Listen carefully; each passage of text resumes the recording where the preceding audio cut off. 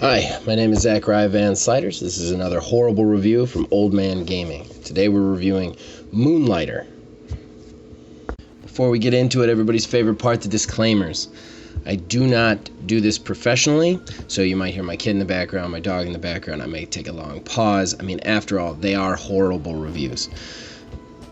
But I don't get paid for them, so this is what you get. I also do not do scores for my reviews. I believe video gaming is one of the most subjective forms of art out there, and therefore scores don't do them justice. I'm just going to give you the overview, pros, cons, give you an everyman's view of whether you should play this game or not. I also tend to not play a ton of the game, usually only 2 to 10 hours before I give a review. Again, it's really a snapshot. If you want an in-depth technical review, there are wonderful sites that do very beautiful reviews that have a lot of production value to them. This is not one of those reviews. So with all that down, let's get into this. Moonlighter is an indie game. It just came to Games Pass, which is why I decided to pick it up and review it. And basically what it is you play a hero who owns a store. The store is in a city that sprung up around these mystical dungeons that change every time you go into them. Basically, it thrived on the tourism and heroes passing through to go into these dungeons to defeat monsters, to get loot or whatever. But due to deaths, all the dungeons, except for one, have been closed off, and thus the city has fallen into disrepair. As has your store, the Moonlighter, with you being the only sole heir to run, own, and operate it. The story is simple. Go into the dungeons during the night, sometimes during the day, you can do either, but probably during the night. Kill monsters, loot stuff, bring it back to the store, sell the stuff to make money to operate the store, and to give you more stuff to go in deeper into the dungeons. And as you progress, you will slowly unlock more and more dungeons, basically getting the city to unlock them, which rejuvenates the city. I mean, when you think about how it plays, think about Legend of Zelda. A little bit faster, but the same kind of overhead, room-to-room movement. The combat is surprisingly in-depth here. There's 5 different weapons to choose from and to build up. And each one has a very different effect and playstyle, even given the kind of limited, just 2 attacks, over-the-top view. When you go into the dungeons, you find them pretty difficult if you played it just on the normal mode, which is hard. You're going to get through a couple of rooms and either die or jump out of the room. And at first, you're going to think, this is pretty hard, but you realize that the idea is that you have to go in over and over and over again to get more and more stuff to sell in your shop, and to thus get money to outfit yourself better to go in further and further and further. For an indie game, it captures the essence of a looter better than a lot of AAA games. Your Anthems and your Destinies and whatnot. It's very simple on that mechanic, and it just adds and builds to it, which makes it more and more interesting. As you progress through the game, as you buy more shop upgrades, as you buy more upgrades, it actually unlocks newer features that allow you to actually play the game a little bit differently, which helps because you keep going into these dungeons over and over again, but just when you're starting to get bored of it, you either complete that dungeon, move on to the next dungeon, or some feature unlocks which makes it more interesting.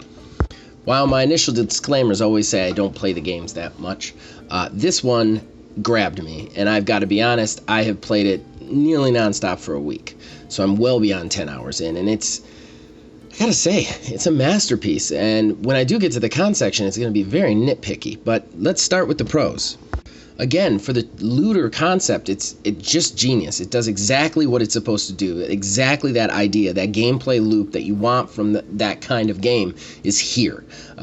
It just draws you in and makes you want to go back in and get it. And I cannot say enough about the sales mechanics on the back end of the game. The actual running of the shop. It makes the looting so much, and the bringing the loot back so much more interesting. That's one thing this game does amazing, is it takes all the boring parts of other looters, like going back to the town and inventory management and stuff like that, and it takes all of those parts and it puts some sort of interesting mechanic to it that allows you to get even more pulled in. For instance, you only have a limited space in your backpack, and from what I can tell, and I've been playing for a while, you can never actually make your backpack bigger, and it fills up pretty fast, which at first irritated me. Like, I'm in the first level of the dungeon, my backpack's full, there's 3 levels to go, why would I even go further? Well, what's really cool is then they add these things called curses, which allow you to, you have to figure out where to place them in your backpack. You have to figure out what to get rid of. They also add this mechanic called a mirror, so like the lower end items you can just salvage for gold on the spot instead of having to lug them back. What's interesting here is you have to pick and choose a Sophie's choice. Like, do I get rid of this item, not knowing what the price is yet because I haven't sold it in my store yet, or do I get rid of one of the cheaper items that I know is cheaper, maybe even though it could make more money than that. But either way, the inventory management is a game in itself, which I found really interesting and kind of cool. They made inventory management fun, and I have never played a game like that before in my life.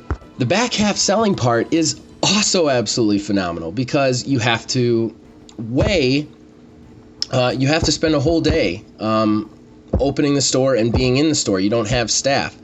You have to be there too because robbers will occasionally come in and try to pickpocket your stuff, and you have to catch them in the act or they get away with your things. You also have to set the prices, and the only thing they tell you on the prices, when you first put them on the block, you don't know at all what its value is. When somebody comes in, they have 3 different reactions. They either are extremely excited by the price, which means you've priced it too low. They are completely upset and don't want to buy it, which means you priced it way too high. Or they are just right and happy, which is amazing. It makes this like high-low where you have to kind of judge, well, which level was I on when I got it? What creature was I fighting to get it? How rare do I think this is? And then you have to kind of like find that good price. So there's a great mechanic on the salesman part, and I didn't find that boring. In fact, I found that so much more entertaining than just taking all my stuff to a store, salvaging some for parts, and selling the rest, which takes basically the same amount of time as their small store scene, but is way more boring. This game really centered on all the boring, terrible stuff about games like this, and they were like, let's make this interesting while keeping the other stuff good. And that, I can't say enough how cool that is and how much fun that is to play. It also has such a wonderful effect to break up the monotony of the constantly going in over and over. I spent 5 hours on the first dungeon, and these dungeons aren't big, but you have to just go in, clear the first level, come out, sell stuff, go in, clear stuff. It's absolutely a phenomenal game. Phenomenal on that aspect. That brings us to the cons. There's really not a lot of cons here. I think it's too short because I'm pretty sure I'm almost done with it, which is kind of a bummer. Because there's only, from what I can tell, 5 large dungeons to play in. And I'm already on the 3rd one. So I am assuming that I'm almost done with it, which I want more. I want more of this game. And that leads into my other nitpicky stuff. Like, I want everything. I want a romance aspect to this game. I would love to be able to play this multiplayer and to be able to set up a town with other people and compete with them on the storefront, as well as journey with them into the dungeon, because that would be amazing. You'd have to decide who gets what, and you'd have to really think about it, because if that guy gets the good stuff, then his store is going to beat mine the next day, and that's phenomenal. Like, I want that out of this game. I want this game to have a AAA budget, because this game is everything I want every time I sit down to play a looter. Anything with that kind of gameplay loop. I just wish that this was a AAA game and there was more to it. It's not. It's an indie game, and it's beautiful that way, but I want it to be more, and that's my only con. I gotta say, of all the games I've played so far and reviewed, while I don't think that this is my favorite as far as constantly going back. I gotta say, I think this is the best overall positive reaction. This game is as close to perfect as it can be in its form. Again, it might not be your bag, and it's a little short, and it's an independent game, so it's not that big experience that you want, but it's absolutely glorious. Okay, so I've gone on way too long about an independent game that I was going to do a short review for, but this has been Old Man Gaming. I hope that this has helped you possibly want to play this game, and I keep listening to these. Obviously, I'm not good at it, but you guys are still listening, so as long as you're listening, I'll make them. And see you on the next one. Hey, are you into self-torture? Do you want to watch more of these terrible, horrible reviews? Well, you're in luck, because if low production values are your thing, click any of the things you see around you to see more terrible reviews that I did in my basement. And of course, don't forget to subscribe for a steady stream of abuse.